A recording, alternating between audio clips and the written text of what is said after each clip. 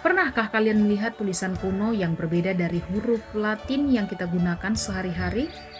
Di tanah Batak, jauh sebelum kita mengenal buku dan keyboard, leluhur kita sudah memiliki sistem tulisan sendiri.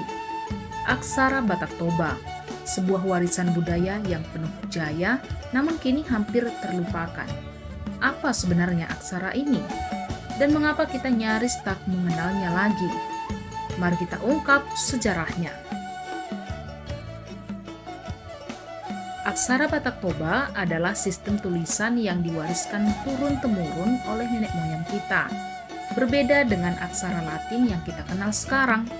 Aksara ini unik karena berbentuk simbol-simbol khusus yang mewakili suku kata.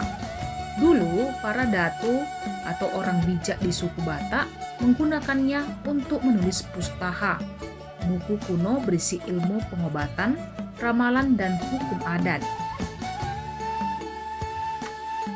Beberapa ahli percaya bahwa aksara Batak berasal dari aksara Brahmi India yang menyebar ke Nusantara melalui jalur perdagangan dan agama Hindu-Buddha.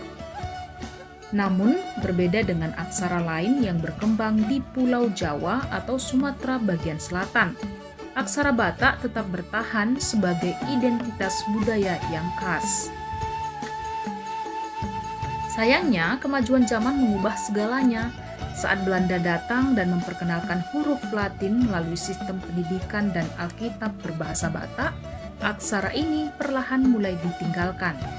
Kini, hanya sedikit orang yang masih bisa membacanya, bahkan di tanah kelahirannya sendiri.